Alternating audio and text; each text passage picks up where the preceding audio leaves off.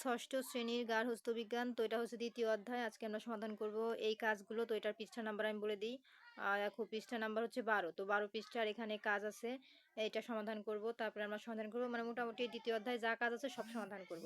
তো 12 পৃষ্ঠার পরে দেখো আমাদের এখানে আরও একটি কাজ আছে, এটার পৃষ্ঠা নাম্বার আমি বলে দিই 14। তো 14 নাম্বারের এই কাজটি সমাধান করব। তারপরে সমাধান করব 15 পৃষ্ঠার এই টিক চিহ্ন, সৃজনশীল প্রশ্ন, সংক্ষিপ্ত উত্তর। ঠিক আছে, তো চলো আমরা ভিডিওটি শুরু করি প্রথম থেকে।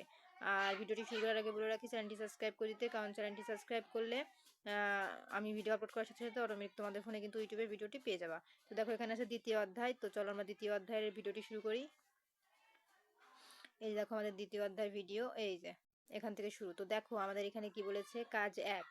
এখানে বলেছে গৃহের পরিষ্কার পরিচ্ছন্নতার জন্য কোন কোন কাজগুলো তুমি করো, মানে গৃহ মানে ঘরের পরিষ্কার পরিচ্ছন্নতার জন্য তুমি কোন কোন কাজগুলো করো তার একটি তালিকা তৈরি করো। এবং 2 নম্বরে বলেছে পরিষ্কার পরিচ্ছন্নতার কোন কাজের জন্য কি কি সামগ্রী দরকার, মানে পরিষ্কারের জন্য কোন কোন সামগ্রী, মানে কোন কোন জিনিসপত্রের দরকার তা চার্টের মাধ্যমে দেখাও। তো চলো আমরা উত্তরটি দেখে নিই। এই যে দেখো আমাদের উত্তর, কাজ 1, গৃহের পরিষ্কার পরিচ্ছন্নতার জন্য আমি যে কাজগুলো করি তার একটি তালিকা। উত্তর, প্রতিদিন নিজের পড়ার টেবিল, বই ও খাতা গুছিয়ে রাখা। 2, সকালে ঘুম থেকে উঠে নিজের বিছানা গোছানো। 3, ঘরের আসবাবপত্রের উপরিভাগ নরম কাপড় দিয়ে মোছা। তারপরে ব্যবহারের পর নিজের কাপড় সঠিক স্থানে রাখা। 5, খাওয়ার পর নিজের থালা বাসন পরিষ্কার করা। ঠিক আছে, এটা হচ্ছে 1 এর কাজ। এখন 2 নম্বরে আমাদের বলেছে কি দেখো, এই দেখো আমাদের 2 নম্বরে বলেছে পরিষ্কার পরিচ্ছন্নতার কাজের জন্য প্রয়োজনীয় সামগ্রী চার্ট। তো এই দেখো আমাদের প্রয়োজনীয় সামগ্রী চার্ট লিখবা। কাজের ধরন, প্রয়োজনীয় সামগ্রী: ঝাড়ু দেওয়া, ফুল ও শলার ঝাড়ু, ধুলোবালি মোছা, নরম সুতি কাপড় বা তোয়ালে, মেঝে বা টয়লেট পরিষ্কার, প্লাস্টিকের বালতি, মগ, ভীম বা ব্লিচিং পাউডার, কাঁচ পরিষ্কার করা, পুরনো খবরের কাগজ বা কাঁচ মোছার লিকুইড। তো এই ছিল কিন্তু আমাদের সমাধান। তো দেখো আমাদের কিন্তু এটা কমপ্লিট। ঠিক আছে, কাজ 1 এবং কাজ 2 কমপ্লিট। তো এটার পর আমরা চলে যাব পরবর্তী পেজে। তো পরবর্তী পেজে আমাদের দেখো কাজ আছে, এটা হচ্ছে পৃষ্ঠা নাম্বার 14। তো 14 নম্বরে আমাদের দুটি কাজ আছে। দেখো একটি কাজে বলেছে গৃহের বাইরে স্থানগুলো পরিষ্কার রাখতে, মানে ঘরের বাইরে স্থানগুলো পরিষ্কার রাখতে তোমার পরিবারকে কিভাবে সাহায্য করতে পারো। এবং 2 নম্বরে বলেছে সহপাঠীরা মিলে বিদ্যালয় প্রাঙ্গণ পরিষ্কার করবে, মানে তোমার বন্ধুরা মিলে বিদ্যালয় প্রাঙ্গণ পরিষ্কার করবে। কে কি কাজ করবে, মানে কোন লোক কি কাজ করবে তার একটি তালিকা তৈরি করো। তো চলো আমরা উত্তরটি দেখে নেই। এই যে দেখো কাজ 1, গৃহের বাইরের স্থানগুলো পরিষ্কার রাখতে আমি যেভাবে সাহায্য করতে পারি। 1, বাড়ির আঙিনায় পড়ে থাকা ঝরা পাতা ও ময়লার আবর্জনা ঝাড়ু দিয়ে একটি নির্দিষ্ট স্থানে বা ডাস্টবিনে ফেলবো। তারপরে নর্দমা বা ড্রেনের ময়লা জমলে বড়দের সহায়তায় তা পরিষ্কার রাখবো যাতে পানি জমে না থাকে। তারপরে 3, টব ডাবের খোসা বা যে কোনো পাত্রে জমে থাকা পানি ফেলে দেব যাতে অ্যাডিস মশা বা বংশবিস্তার করতে না পারে। এখন আমরা 2 নাম্বার কাজ দেখব। 2 নাম্বার আমাদের কি লেখা আছে, এই যে দেখো আমাদের 2 নাম্বার লেখা আছে বিদ্যালয় প্রাঙ্গণ পরিষ্কার করার কাজের তালিকা। তো কাজের তালিকা কি, এই যে দেখো আমাদের কাজের তালিকা। এই যে সহপাঠীর নাম আবির ও রহিম। কাজের বিবরণ: মাঠে ছড়িয়ে ছিটিয়ে থাকা কাগজ ও প্লাস্টিক কুড়িয়ে ডাস্টবিনে ফেলবো।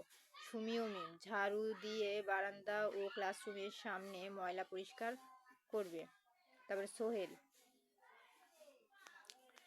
সোহেল বাগানের আগাছা পরিষ্কার করবে। তানভীর ডাস্টবিনের ময়লাগুলো নির্দিষ্ট জায়গায় ফেলার ব্যবস্থা করবে। তো এই ছিল আমাদের কাজ 2 এর সমাধান। তো আমাদের কাজ 1 এবং কাজ 2 কমপ্লিট। তো কমপ্লিটের পরে এখন আমরা চলে যাব পরবর্তী পেজে। এটা হচ্ছে আমাদের পৃষ্ঠা নাম্বার 15। তো এখানে আমাদের কিছু টিক চিহ্ন আছে, তো চলো আমরা টিক চিহ্নগুলো দেখি। তো দেখো এখানে আমাদের 1 নম্বরে কি লেখা আছে, বাড়ির স্যাঁতসেঁতে থাকলে কোন রোগ হতে পারে। তো কোন রোগ হতে পারে, সঠিক উত্তর হবে সর্দি কাশি। 2 নাম্বার, কোন কাজটি তোমার পরিবারের সাপ্তাহিক কাজ। সঠিক উত্তর হবে ঘরের ঝুল ঝাড়া। তারপর দেখো আমাদের 3 নম্বরে কি আছে, এই দেখো 3 নম্বরে আমাদের এখানে বলা আছে নিচের অনুচ্ছেদটি পড়ে 3 ও 4 এর উত্তর প্রশ্নের উত্তর দাও। তো আমরা এটা পড়েছি। এখন দেখো 3 নম্বরে লেখা আছে বাগান করার মাধ্যমে শান্তা পরিচ্ছন্নতার কোন কাজটি করবে। তাহলে 3 নম্বরে সঠিক উত্তর হবে বহিরাঙ্গন। 4 নাম্বার বাগান করা থেকে শান্তা যে সুবিধাগুলো পেতে পারে তা হলো, তাহলে এটাও হবে ঘ। 3টাই ঠিক আছে, এই যে 3টাই উত্তর হবে ঘ। তো এই ছিল আমাদের সমাধান। এখন দেখো আমাদের এখানে সৃজনশীল প্রশ্ন আছে। তো দেখো সৃজনশীল প্রশ্নে এখানে আমাদের কি লেখা আছে, আমাদের হচ্ছে ক নাম্বার আর খ নাম্বার মুখস্থ দিতে হবে, আর গ আর ঘ, এই গ আর ঘ এই রিডিং থেকে আমাদের খুঁজে উত্তর দিতে হবে। তো দেখো এটা হচ্ছে সৃজনশীল প্রশ্নের মেন কথা। তো দেখো কতে লেখা আছে বাৎসরিক পরিচ্ছন্নতা কি। তারপরে দেখো আমাদের এখানে খ নাম্বার আছে বাড়ির রং করা বা মেরামত করা কোন ধরনের পরিষ্কার পরিচ্ছন্নতার কাজ ব্যাখ্যা করো। তারপর গ শাহানার বাড়িতে কোন ধরনের পরিষ্কার পরিচ্ছন্নতার অভাব রয়েছে বর্ণনা করো। এই পরিস্থিতি থেকে কিভাবে উত্তরণ করা সম্ভব তোমার পরামর্শ উপস্থাপন করো। তো চলো আমরা এই উত্তরগুলো দেখে নিই।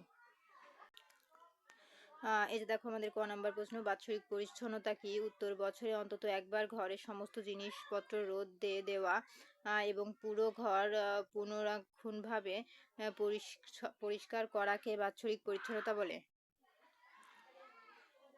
এই যে পুরো ঘর পুঙ্খানুপুঙ্খভাবে পরিষ্কার করাকে বাৎসরিক পরিচ্ছন্নতা বলে।